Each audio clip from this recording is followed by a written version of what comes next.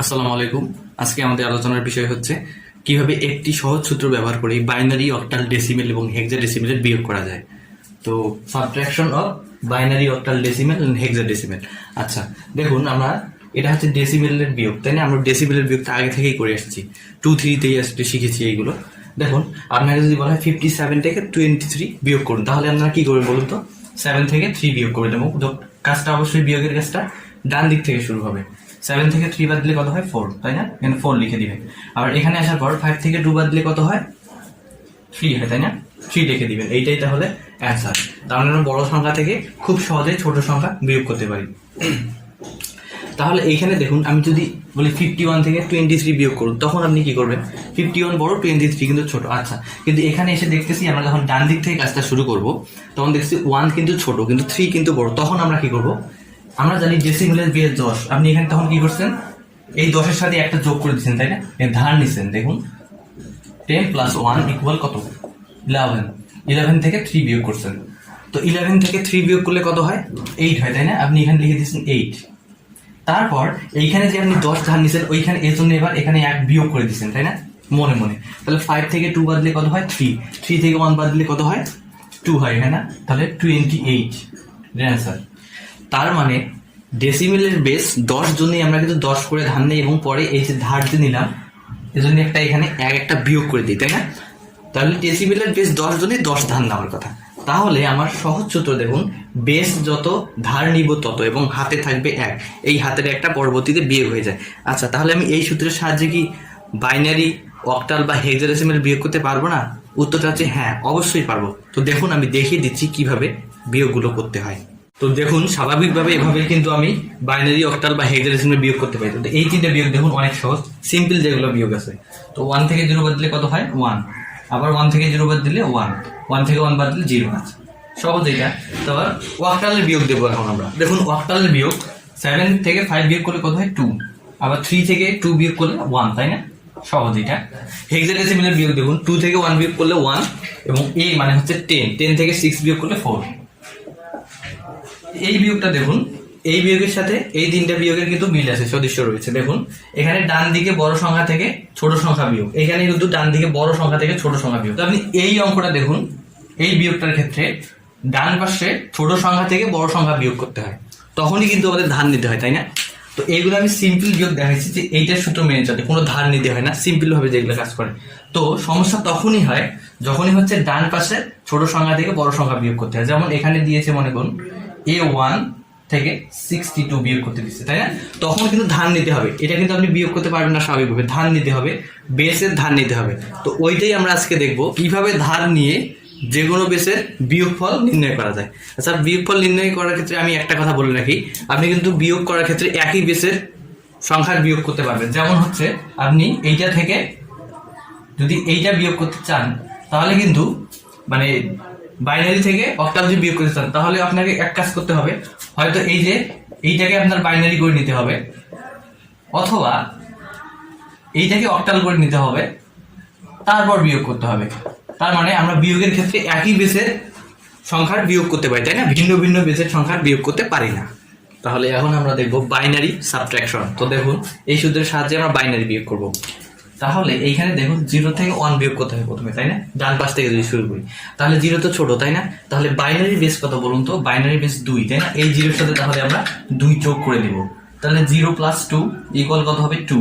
2 থেকে এখন আমি 1 বিয়োগ করবো, তাহলে কত হবে? এখানে আমার 1 হয়ে যাবে, তাই না? 1 হলো।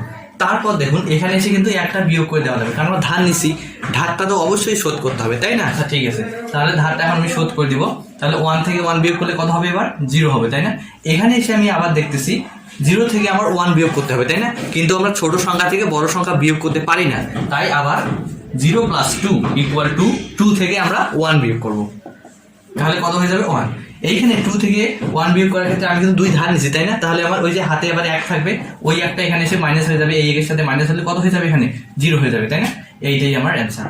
আচ্ছা, এটা আমরা পূর্ণ সংখ্যা দিয়ে দেখলাম। এখন দেখবো ভগ্নাংশ সংখ্যা দিয়ে কিভাবে বিয়োগ করতে হয়। ঠিক আছে, এখানে দেখুন 1 থেকে 0 বিয়োগ করলে 1ই হয়, তাই না? 0 তো দাম নেই। এবার 0 থেকে আবার 1 বিয়োগ করুন, তাহলে কি করবেন? এখানে 2 যোগ করে দিবেন। তাহলে 2 থেকে 1 বিয়োগ করলে কত হয়? 1 হয়। আচ্ছা, আমি এই যে এখানে ধার নিচ্ছি, তাহলে 1 বিয়োগ হবে, এবার এইখানে 1 চলে আসবে, তাহলে এবার দেখুন 0 বিয়োগ 1 যোগ 1, তাহলে 0 বিয়োগ 2 হয়ে যাচ্ছে, তাই না? তাহলে এখানে আমি 2 আবার যোগ করে দেবো মনে মনে। তাহলে 2 থেকে কত বিয়োগ করতে হবে? 2 যোগ বিয়োগ করতে হবে, তাহলে কত হবে এখানে? 0, তাই না? আচ্ছা, এবার যেখানে 2 ধার দিলাম, ধারটা তো অবশ্যই শোধ করতে হবে, তো এখানে একটা 1 চলে আসবে, 1 থেকে 1 বিয়োগ করলে কত হয়? 0, তাই না? আচ্ছা, অক্টাল সাবট্রাকশন বা অক্টাল বিয়োগ দেখুন, এই যে আমরা দুইটা অক্টাল সংখ্যা লিখছি, তাই না? একটা 73, একটা 27, ঠিক আছে, বেস হলো 8, তাহলে আমি 3 থেকে 7 বিয়োগ করতে পারি না, তাহলে অবশ্যই ধার নিতে হবে। তাহলে অক্টালের বেস কত? 8, তাহলে অক্টালের বিয়োগের ক্ষেত্রে আমার 8 অবশ্যই ধার নিতে হবে। তো এই আর 3 আমি যোগ করে দেবো, 8 3 = 11। 11 যদি হয়, 11 থেকে কত বিয়োগ করতে হবে? 7 বিয়োগ করতে হবে। 11 থেকে 7 বিয়োগ করলে কত হয়? 4 হয়। তো এখানে 4 বসাই দেবো। 4 বসানোর পর আমরা তো ধার নিয়ে নিছি, তাই না? ঠিক আছে, এখন ধারটা শোধ করে দেবো। ঠিক আছে, এখানে 1 লিখবো। তাহলে 7 থেকে 2 বাদলে কত হয়? 5। 5 থেকে আবার 1 বিয়োগ করতে হবে, তাই না? 5 থেকে 1 বিয়োগ করলে 4। আচ্ছা, এটাই হচ্ছে আমার অ্যান্সার, বেস হবে 8। এখন আমরা দেখব ভগ্নাংশ সংখ্যা। দেখুন, দুইটা অক্টাল ভগ্নাংশ সংখ্যা আছে। এখানে কি কি আছে? 25.46 এবং 16.5। আচ্ছা, 6 এর নিচে কিন্তু কিচ্ছু নেই, তাহলে আমি এখানে 6টা বসাই দেবো, কারণ 4 এর নিচে 5 আছে। আচ্ছা, 4 তো ছোট সংখ্যা, তাই না? তো 4 থেকে 5 বিয়োগ করতে গেলে কি করতে হবে? 4 + 8 = 12। 12 থেকে যদি আমি 5 বিয়োগ করি, তাহলে কত হয়ে যাবে? 7 হয়ে যাবে, তাই না? তাহলে আমি 7 লিখবো। পয়েন্ট, এখানে কিন্তু ধান নিচ্ছি, তাই না? তাহলে এইটা এখানে একটা 1 চলে আসবে। এবার দেখুন কি হচ্ছে, 5 থেকে তাহলে আমার 7 বিয়োগ করা লাগতেছে, তাই না? তাহলে 8 + 5, তাহলে হচ্ছে কত? 13। 13 থেকে আমি কত বিয়োগ করবো? 7 বিয়োগ করবো, তাহলে কত হয়ে যাবে? আমার 6 হয়ে যাবে। তাহলে এখানে 6। এইখানে এসে দেখতেছি 2 আর নিচে 1 আছে, তাই না? এবার যেন এখানে যে ধান নিছিলাম, ওই জন্য এখানে কি হবে বলুন তো? এখানে একটা 1 বিয়োগ হয়ে যাবে আবার, তাই না? 1টা বিয়োগ হলে কি হবে? 2 - 1 - 1, তার মানে কত? 2 - 2 = কত? 0। এইটা আমার অ্যান্সার। এখন দেখবো হেক্সাডেসিমাল সাবট্রাকশন। আচ্ছা, ঠিক আছে, হেক্সাডেসিমালের বিয়োগের ক্ষেত্রে বেস যত ধার নিব তত, এবং হাতে থাকবে 1, তার মানে হেক্সাডেসিমালের বেস হচ্ছে 16। তো হেক্সাডেসিমালে যখন বিয়োগ করব তখন ধার নিব 16। আচ্ছা, ঠিক আছে, এখানে দেখুন 0 থেকে 2 বিয়োগ করতে হবে, তাই না? 0 থেকে তো 2 বিয়োগ করা যায় না, তাহলে আমি এখানে মনে মনে 16 নিব, 0 সাথে 16 যোগ করে দেবো। তাহলে কত হচ্ছে আমার? 0 সাথে 16 যোগ করলে 16 হবে, তাই না? 16 থেকে এখন 2 বিয়োগ করুন, তাহলে কত হবে বলুন তো? 14। 16 থেকে 2 বিয়োগ করলে কত হবে? 14। 14 তো আমার হেক্সাডেসিমালে নাই, তাই না? হেক্সাডেসিমালে 14 বদলে কি আছে? ই আছে, তাই না? তাহলে এখানে লিখে দিব কত? ই। আচ্ছা, এখানে তো 1 চলে আসবে, তাই না? কারণ আমরা ধার নিছি এর আগে। তাহলে 3 থেকে আবার কত বিয়োগ করতে হবে? 3 - a - 1। তাহলে 3 মানে কত? 3 তো আমরা বিয়োগ করতে পারবো না, এখানে 16 তাহলে যোগ করতে হবে। 16 + 3, তাহলে কত হয়? 19। 9 থেকে কত বিয়োগ করতে হবে? a বিয়োগ করতে হবে, আবার 1 বিয়োগ করতে হবে, তাই না? তো আমরা a এর মান জানি কত? 10। তাহলে 19 - এখানে 11 হয়ে যাবে, তাই না? 19 থেকে 11 বিয়োগ করলে কত হয়? 8 হয়। 8 হয়ে যাচ্ছে, তাহলে আমরা এখানে 8 লিখে দিব। আচ্ছা, এখানে কিন্তু ধান নিয়েছি, তাই না? এখানে 16 ধান নিয়েছি, তাহলে এখানে আবার একটা 1 বিয়োগ হয়ে যাবে। b এর সাথে 1 বিয়োগ করলে কত হবে? a হয়ে যাবে, তাই না? কারণ b মানে আমরা কত জানি? 11। 11 থেকে 1 বিয়োগ করলে 10। 10 মানে a। এটাই আমার অ্যান্সার।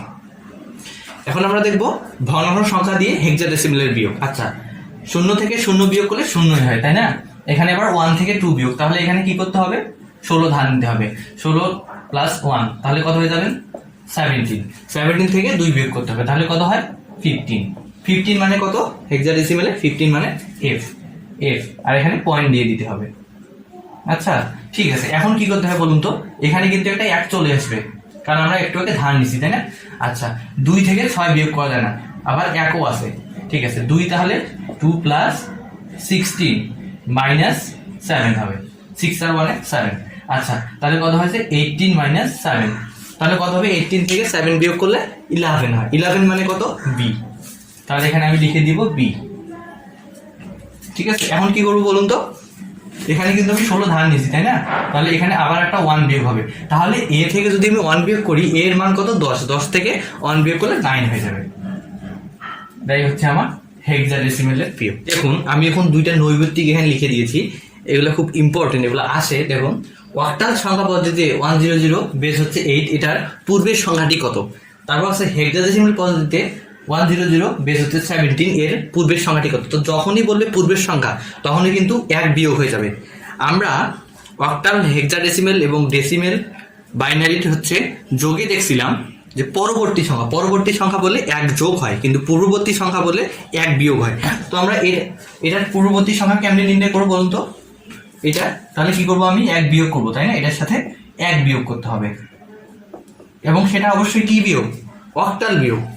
তো এখানে 0 থেকে তো 1 বিয়োগ করতে পারি না, তাই না? তাহলে 0 সাথে আমার 8 যোগ করে দিতে হবে। 8 যোগ করে দিলে আমার কত হবে? 8 থেকে যদি 1 বিয়োগ করি তাহলে হবে 7, তাই না? তাহলে এবার যে আমি এখানে ধার নিচ্ছি, তাহলে এখানে একটা 1 আবার বিয়োগ করতে হবে, 0 থেকে 1 বিয়োগ করতে হবে, 0 থেকে 1 বিয়োগ করা যায় না, তাই আবার একটা 8 আমি যোগ করে দিলাম, এখানে ধার নিয়ে নিলাম। আচ্ছা, এই ধার নেওয়ার পর 8 থেকে 1 বিয়োগ করলে আবার 7 হয়ে যাবে, তাই না? এবার এখানে যে ধার নিলাম, তাহলে এবার আবার একটা 1 থাকবে আমার হাতে, এই 1টা এবার এই 1 এর সাথে বিয়োগ হয়ে যাবে, 1 থেকে 1 বিয়োগ করলে 0 হয়ে যায়, তাই না? 0টার সামনে লিখতেও পারেন, না লিখলেও সমস্যা নেই, বেস হবে 8। এখন আমরা দ্বিতীয়টা দেখব একইভাবে, দেখুন। তাহলে এটার পূর্ববর্তী সংখ্যা নির্ণয়ের ক্ষেত্রে 1 0 0 বেস হবে 16, এখানে 1 16। হ্যাঁ, এটা থেকে 1 বিয়োগ করতে হবে। তাহলে 0 থেকে তো 1 বিয়োগ করতে পারি না, তাহলে এখানে যেহেতু হেক্সাডেসিমেলের বিয়োগ, তাহলে আমরা 16 এখানে যোগ করে দেবো, মানে 16 ধার নিব। 16 থেকে 1 বিয়োগ করলে কত হয়? 15 হয়। হেক্সাডেসিমেলে 15 মানে f, তাহলে এখানে f লিখে দেবো। এখন আমরা যে এখানে ধার নিছি, তাহলে ধারটা তো অবশ্যই শোধ করতে হবে, তাহলে আবার এই 0 থেকে 1 বিয়োগ করতে হবে, তাই না? 1 বিয়োগ করলে কত হবে? এখানে তাহলে 16 ধার দিতে হবে আমার, 16 থেকে 1 বিয়োগ করলে 15 মানে কত? f। আচ্ছা, আমি যে এইখানে ধার নিছি, তাহলে আবার ধারটা শোধ করতে হবে। এই 1 থেকে 1 বিয়োগ করলে কত হয়ে যাবে? 0। 0টার সামনে লিখলেও চলবে, না লিখলেও চলবে। বাইনারি পদ্ধতিতে 1 0 0 বেস হচ্ছে 2, এর পূর্বের সংখ্যাটি কত? তাহলে কি করব আমি? আবার ওই যে পূর্ববর্তী সংখ্যা মানে কত?